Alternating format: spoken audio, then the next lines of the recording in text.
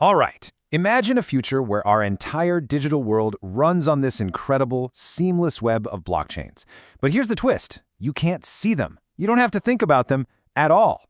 Now, this might sound like something out of a sci-fi movie, but a concept called chain abstraction is making it happen right now. So, what if using crypto could feel as easy as just browsing the internet? Let's dive in. Man, if you spent any time in crypto, this quote probably hits a little too close to home. It perfectly captures the #1 problem we all face, something we call the fragmentation tax. It's that feeling, that pit in your stomach when your money is on one digital island and the app you desperately want to use is on a completely different one, miles away. And this is the absolute nightmare that follows. Suddenly, you're not a user anymore. You're a manual network engineer. You've got to find a bridge, pay gas, then you wait, just anxiously staring at the screen for 10 minutes, hoping your funds didn't vanish into the ether. Then you pay more gas, and the whole time you're just praying that the bridge you picked isn't the next one to get hacked.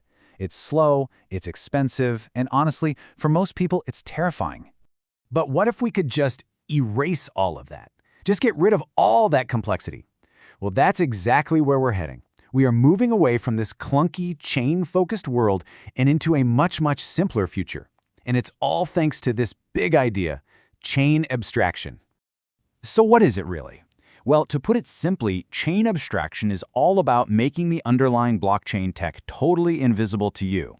Think about it like this. When you go to a website, do you have any idea if its servers are in Ohio or Germany?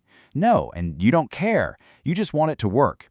That is the exact same goal here, to make the network itself completely irrelevant. And the best way to picture this is the universal remote analogy. Right now, using crypto is like having 5 different TVs in your living room, each with its own remote, and each one needs a different kind of power adapter. It's a tangled mess. Chain abstraction turns your wallet into one single, all-powerful universal remote. You just point at what you want, click, and boom, the system figures out all the complicated stuff in the background for you. And this is where it gets really exciting. I mean, just look at the before and after here. This is a massive leap. We're going from frantically writing down scary seed phrases to just logging in with your Face ID. We're going from those stressful 10-minute-plus bridge waits to instant automatic transfers. And you no longer have to collect a whole bunch of different little gas tokens. You can just pay with whatever you have. The network itself just fades into the background, and in doing so, it removes almost every single roadblock that stops a normal person from getting into this space. Okay, so this whole thing sounds great, almost like magic. But it's not magic, it's technology. This seamless future is being built on 3 really important pillars, 3 layers of tech that all work together to hide the complexity from us. And here they are: account aggregation, gas abstraction, and intent-based execution. Now don't worry, don't let the jargon scare you off. We're about to break down exactly what each of these does, and more importantly, what it means for you. So let's start with number 1. First up, we've got account aggregation. The easiest way to think about this is like a master key for your entire digital life. Imagine having one single secure login, like your Face ID, that gives you control over all of your accounts on every single blockchain. It's happening already. Protocols like Near are leading the way on this with stuff like chain signatures, giving you one identity to control your whole crypto world. Second, we have gas abstraction. And wow, this one is just a huge quality of life upgrade. This just means you can pay for any transaction on any chain with a token you already have, like USDC. You will never, ever again be in that awful situation where your transaction fails because you don't have like 50 cents of the right kind of gas token. That whole problem just goes away. And the final piece of the puzzle is intent-based execution. This is a really fundamental shift in how we interact with these systems. Instead of giving the network a long list of step-by-step commands, you just state your goal. You declare your intent. For instance, you just say, hey, I want 1 ETH and I want it on the base network. And in the background, this whole system of solvers competes to instantly find the cheapest, fastest, and safest way to make that happen for you. So when you combine these 3 pillars, something incredible happens. One of the biggest, scariest, and most dangerous parts of crypto today just vanishes. We are talking about the death of the manual cross-chain bridge. This quote right here just says it all. For years, every security expert has been screaming this from the rooftops. Bridges are basically giant, glowing honeypots just sitting there waiting for hackers. They are the single biggest point of failure and risk in the entire crypto ecosystem, period. And here's why they are so unbelievably dangerous.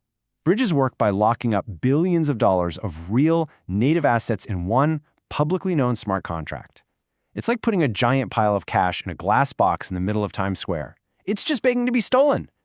They also create these weird synthetic wrapped assets, which have their own risks.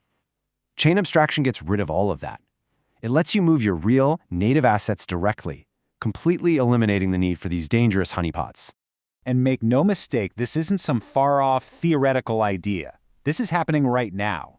You've got major players in a full-on race to build this future. Near is doing it with their chain signatures, Polygon is building their AggLayer.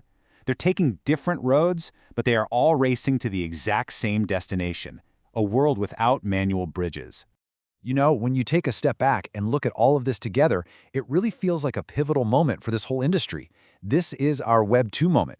It's the moment we finally get to stop obsessing over the complicated plumbing and start focusing on what we can actually build with it. I want you to just let this one sink in. In the very near future, the phrase bridging funds is going to sound as old and clunky as someone saying they need to dial into the internet. We're finally moving out of the infrastructure phase and into the application phase. The focus is shifting to building things that are actually useful and easy for everyone to use. And this really brings us to the main point, the core thesis of this whole shift. For this technology to ever reach billions of people, for it to achieve real mass adoption, we have to hide the machine.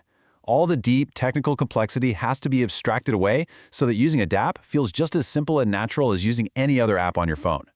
So I want to leave you with one final, pretty important question to think about. As we make the blockchain invisible, does all of that simplicity actually make you feel more secure? Or does not knowing the exact technical route your money is taking, does that actually worry you a bit? It's a really interesting trade-off as we build out this new abstracted future. I'd love to know what you think.